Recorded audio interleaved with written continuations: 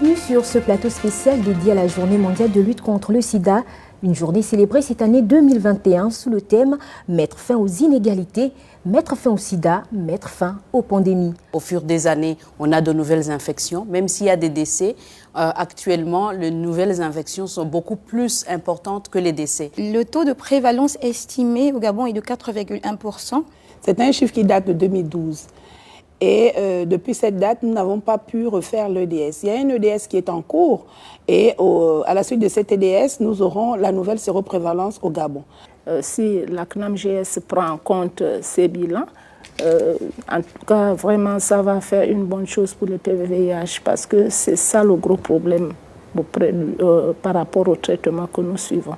La CNAMGS, en sa qualité de tiers payant, je le rappelle, prend en charge les bilans pré-thérapeutiques et les bilans de suivi parce que c'est ce qui est beaucoup revenu, que la CNAMGS ne prenait pas en charge les bilans. Donc je tiens à le rappeler, la CNAMGS prend en charge les bilans pré-thérapeutiques et les bilans de suivi à hauteur de 80% du tarif conventionnel.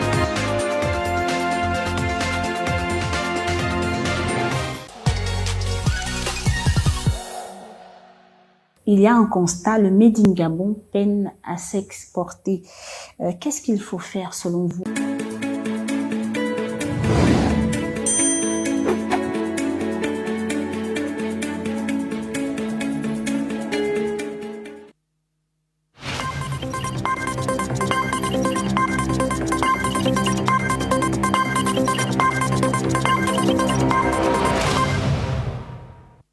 You made the right choice by choosing G24 to inform you. Ladies and gentlemen, good evening and welcome to this news tour of 13 minutes. For now, let's have a quick look at the summary. The President of the Gabonese Republic, Ali Bongo Ondimba, received in audience the General Manager of Total Energy. This meeting focused on the valorization of gas, which until now has been fled. Xi Jinping, Chinese president, pledged to offer Africa 1 billion doses of the COVID-19 vaccine while the continent is still struggling to acquire enough to protect itself against the disease and pandemic. Stay tuned for more. I'll be back in a few seconds.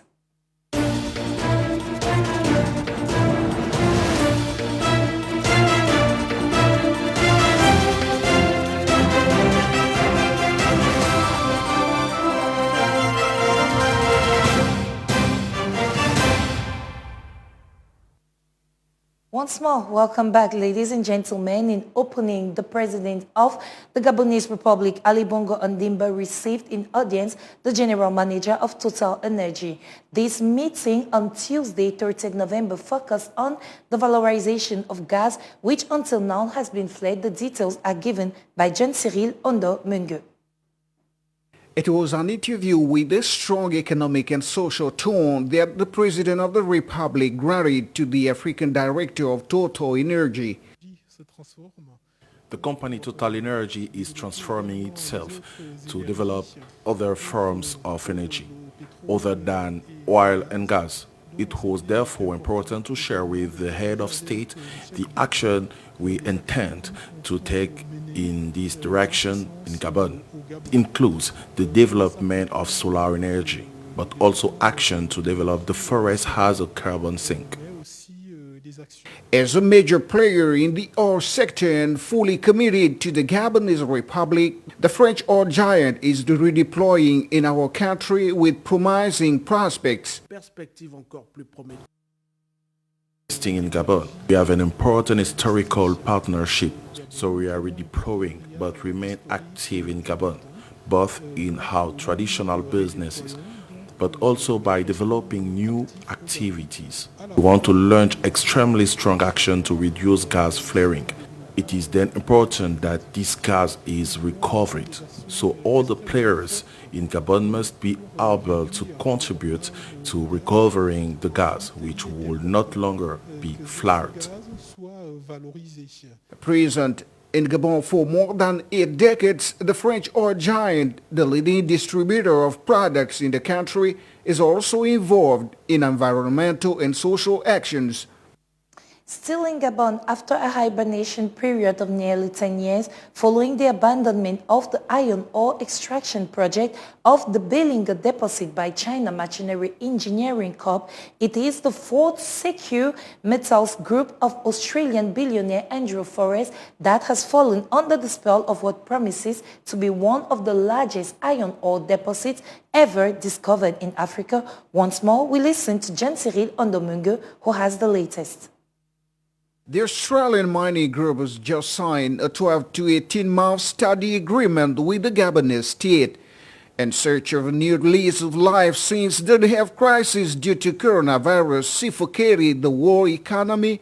The Gabonese economy now wants to activate its iron lever to make its diversification more profitable. Supported by the former Coordinator General of Presidential Affairs, Noureddine Bongo Valentin, negotiations with the President of the Fortescue Metals Group of the Australian Andrew Forrest in Glasgow during COP26 led to the signing of a bipartite agreement on the 12 to 18-month study program on the iron-rich ridges of Mount Belinga in the province of Guivindo. Even if the logistical and financial challenges of developing the resources needed for this project remains colossal, the Gabonese authorities are showing unfailing determination in the face of a deposit whose production is estimated at between 70 to 110 million tons per year. To overcome the energy problem, if the studies prove conclusive, Fortescue proposes to develop the Belinga iron ore using green hydrogen as an energy source, which the group wants to develop in the neighboring Democratic Republic of Congo on the Inga site. As a reminder, the Chinese parastatal group China Machinery Engineering Corp, which was to build a railway to Santa Clara to evacuate the ore and to dig a deep water port, threw in the towel, citing the difficulty of making such investment profitable. But since the summer of 2021, iron ore prices have risen significantly on world markets, making Africa deposits attractive again. Furthermore, the revisions enacted in Gabon's new labor legislation are currently in effect. This code, which is expected to bring about a revolution in the world of work, was published in the Gabonese Republic's official newspaper on November 25th. Maria Batista Bina reports. The new Gabonese labor code is now legal, thanks to its publication in the official journal. Among the numerous novelties it incorporates is the establishment of the new employment contract that allowed previously excluded groups of workers to reintegrate into the formal labor market.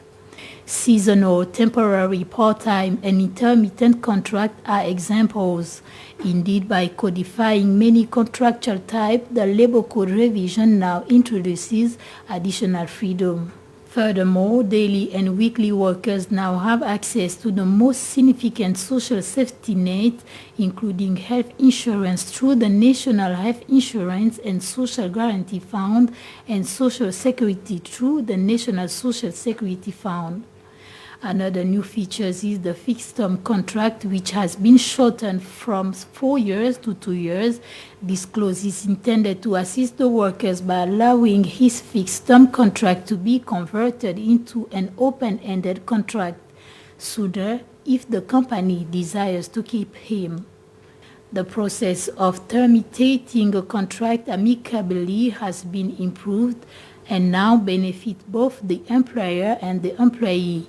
As a result, the company may consider decreasing its personnel for a variety of reasons, and Article 74 of the Code requires it to provide workers with a social package that goes beyond legal rights, allowing them to choose between professional retraining through training or a professional project. The revised Gabonese Labor Code is the outcome of extensive negotiation between the Ministry of Employment, Public Service, Labor and Vocational Training, and employers and workers, union leaders. In economy, the China-Africa Cooperation Forum continues in Dakar, Senegal. Several Chinese ministers made the trip for this event, and an important part of the exchanges of this forum is devoted to the economic relations between China and the African continent. Let's take a look at this report. Beijing remains the main trading partner of the continent, but this relationship is unbalanced, and today African heads of states want to change the situation. In 2019, trade between China and Africa reached almost $210 billion. In the same year, the trade deficit of African states vis-à-vis China tripled, reaching nearly $18 billion.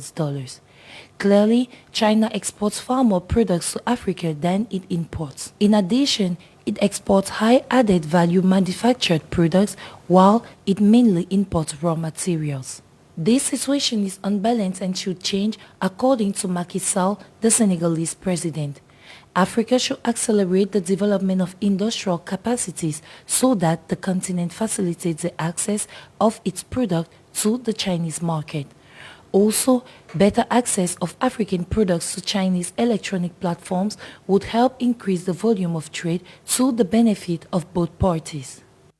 Last but not the least, and in the same line, the Chinese president on Monday pledged to offer Africa 1 billion doses of the COVID-19 vaccine, while the continent is struggling to acquire enough to protect itself against the disease. Once more, let's take a look at this report. The director of the Joint United Nations Program on HIV and AIDS, New York office, said this year marks 40 years since AIDS was first reported and 25 years since the establishment of UNAIDS by the UN's Economic and Social Council. According to him, the UNAIDS report released on Monday showed that some 28.2 million people globally have access to antiretroviral therapy as of the end of June this year, representing 73% of all those who may need it. The head of the UNAIDS office in New York said studies from England and South Africa found that the risk of dying from COVID-19 among people living with HIV was double that of the general population.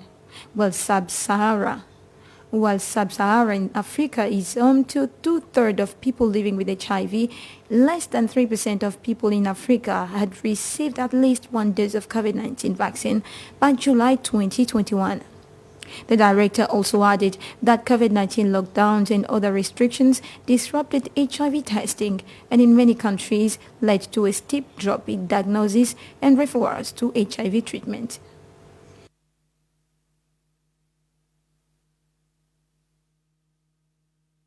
This information marks the end of this newscast, but before, let's review the summary.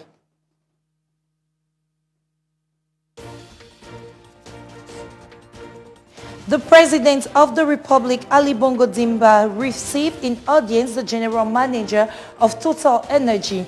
This meeting focused on the valorization of gas, which until now has been fled.